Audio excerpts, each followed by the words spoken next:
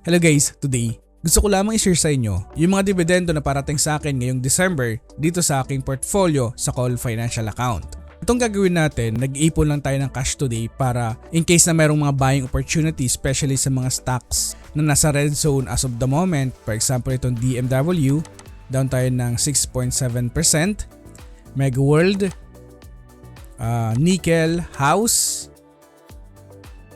Home, ASEN, Wilcon, DNL, APVI, and last ang RRHI. So kapag meron ditong mga buying opportunity na naman, so pwede natin itong ipanglagak dito sa mga stocks na naandito. And may mga pangilan-ngilan na nailagay ko na rin sa aking watchlist. Ready na ako in case na mayroong buying opportunity na naman, paglalagakan natin ito.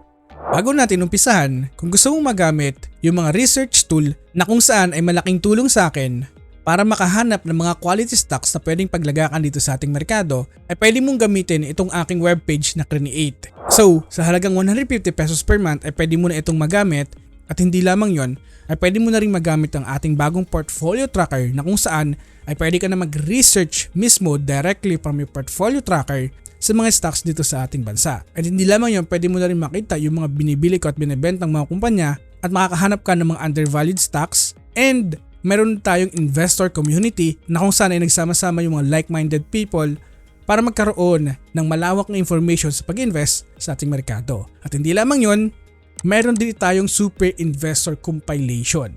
And last but not the least, pwede mo akong makausap every Friday sa ating community. Take note, ito ay one-on-one and free lamang ito. Wala ka nang babayaran. So for as low as 150 pesos per month, I think justifiable ang babayaran mo dito. So kung wala ka pang account, mag-create ka na dito.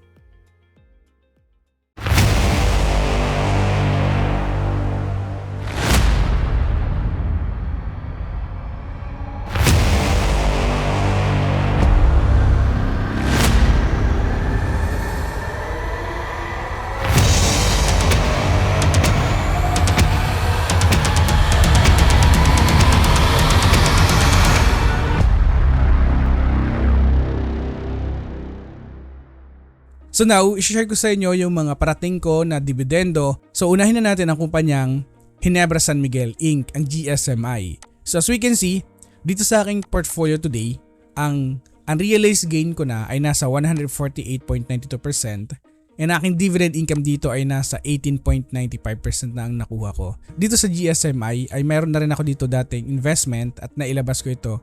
And syempre kumita din tayo dito ng 100% plus. And today, ganun pa rin yung nakikita natin na kumita ulit tayo na another 100% plus, and dahil nga sa paparin na dividendo ng kumpanya ay makakapagbigay na naman ito ng another buying power sa akin. So kung mag-focus tayo dito, ang kanyang ibibigay na dividend talaga ay nasa 2.5 pesos per share and also another 1.5 pesos per share. So matatanggap ko ito sa aking Call Financial account sa December 6, 2024. Now kung mag-focus ako sa performance ng kumpanyang ito as of the moment. So tumaas pa yung kanyang share price today ng 6%. So maganda talaga yung tinatakbo at nilalago ng kanilang investment, no? Sa mga pinaglalagakan nitong investment, and especially lalo na today na magkakaroon ng mga raming holidays, and talagang lalaki at dadami pa rin ang kikitain ng kumpanyang ito. So now kung mag-focus tayo dito, continuous talagang lumalago ang kanilang revenue, likewise sa kanilang income.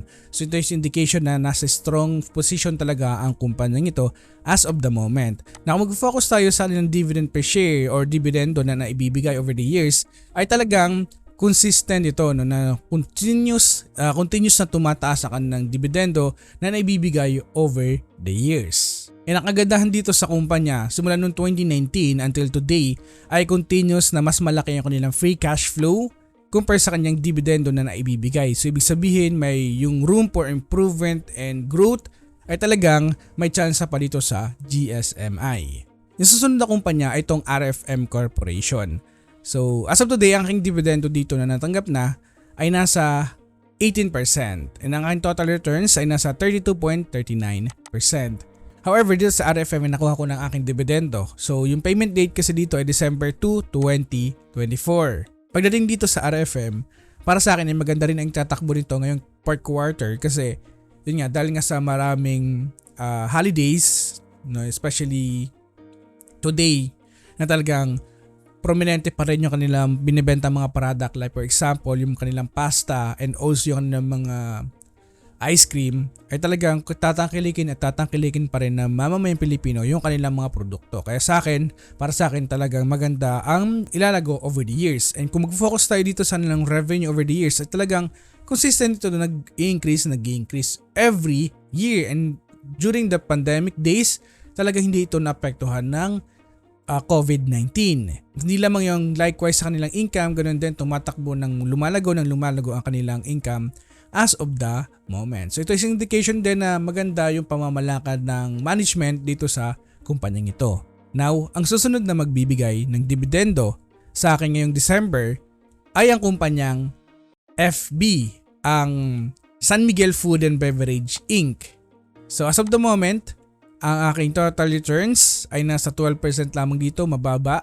And ang aking dividend income ay halos nasa 8% lamang dito sa kumpanya. So kung mag-focus tayo dito sa ating stock search, sa ating portfolio, dito sa ating portfolio tracker, and kung gusto mo magamit ng portfolio tracker na nakikita mo today, ay pwede mo itong makuha. Mag-login ka lamang dito or mag-create ka lamang ng account and hantayin mo lamang confirmation ko para makapag-login ka dito and magagamit mo na ito ng libre.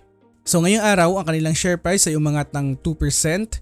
And kung mag-focus tayo sa kanilang dividendo, and dito makikita natin na 2 beses din sila magbibigay ng dividendo. So merong 1 peso per share and 45 centavo per share yung kanilang ibibigay na dividendo sa kanilang mga shareholders. So this is a very good sign para sa mga investor na kagaya ko. And ang kagandahan dito sa kumpanya ay talagang noong 2023 ay mataas yung kanilang free cash flow in comparison sa kanilang dividendo na ibibigay. Sabihin yung room for improvement and growth ay naandito pa rin sa kumpanyang San Miguel Food and Beverage. And also another highlights dito sa FB, yung mga product din talaga ng kumpanya ay talagang continuous na tatangkilikin, especially today again na mayroong paparating na mga holidays, ay talagang magbuboom ang kanilang product. And may mga nakausap din ako na talagang empleyado ng San Miguel Food and Beverage. Talagang may mga time na talagang doon na sila talaga nag-stay. Kasi yung demand ng produkto ng kumpanyang ito ay talagang naandito pa rin. So for me, that's a good sign para sa mga investor ng kumpanyang ito. So yung susunod na magbibigay ng dividendo ngayon sa portfolio ko ay itong All Home. So as of today, down ako dito ng 29% sa All Home. So I think sa lahat na magbibigay sa akin ngayong December ng dividendo, ito lang yung pinaka ayaw ko na magbigay ng dividend. Kasi yun nga, continuous kasi na may problema yung sector nila na kinabibilangan today, and yung share price talaga nila continuous na bumabagsak. Mas maganda sana na hindi na sila magbigay muna ng dividendo. For example, sa ginawa ng 7-Eleven dati, hindi sila nagbigay ng dividend kasi gusto muna nilang maayos yung panloob na operations nila bago sila magbigay ng dividendo. And nang nagbigay sila, talagang malaki yung binigay talaga nila na inaibalik sa kanilang mga shareholders. So kung focus tayo doon, so tignan natin yung example ng 7-Eleven during that time. So ito ayan. So noong 2020, ito yung pinakalas na dividendo na ibinigay nila. And noong 2024, ngayon lamang sila nagbigay na talaga nag-boost ng dividendo. Because yun nga, kasi inayos muna nila yung panloob nila kasi naapektuhan talaga sila ng pandemic during that time. I think mas maganda sana kung ito yung gawin din muna ng Home today, na hindi muna sila magbigay ng dividendo kasi ang pangit talaga ng performance ng kanilang sector and also yung kanilang revenue over the years. So over the past 2 years, bumababa yung kanilang total revenue. Ganon din yung kanilang income syempre, no? So mas maganda para sa akin na mag-stay muna sila o tanggalin muna yung kanilang dividendo na ibinibigay. Magbibigay ito ng dividend sa December 12. So magbibigay ito ng 3 centavo sa kanyang mga shareholders sa akin.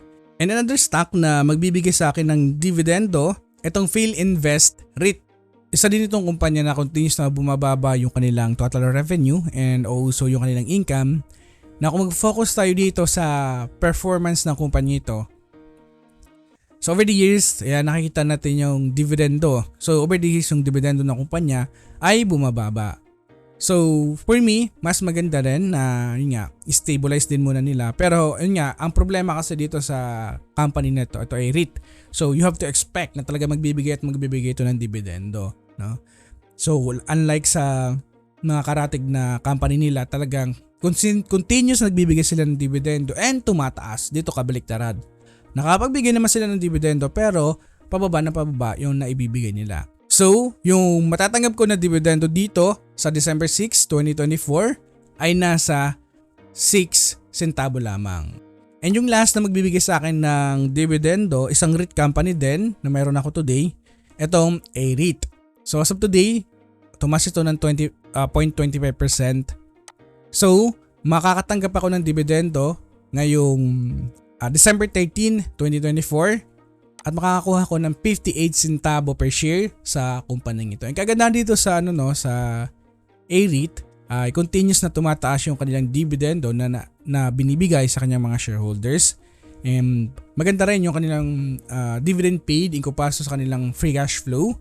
And para sa akin ay ito isang indication na strong yung management ng kumpanya and continuous na nag-i-infuse ng mga asset itong kumpanya para mapalaki pa, mapalago pa yung REIT company na ito. Para sa akin ay nasa win-win situation ang pag-invest dito sa REIT as of today. So ito yung mga kumpanya na magbibigay sa akin ng dividendo ngayong December. So ito makukuha kong mga dividendo ay syempre ipanglalagak din natin ito in the future sa mga makikita nating potential na pwedeng paglagakan. Now bago ko tapusin ang video nito, kung gusto mong malaman kung paano mapalago ang iyong investment kahit meron ka ng limitadong budget sa pag-invest sa ating merkado, panoorin mo itong video neto dahil dito sa video neto, tinalakay ko at hindi lamang ako, pati kapwa content creator ko and also yung Dragonfly CEO ay tinalakay namin kung paano natin mapapalago ang ating investment sa panahon natin ngayon.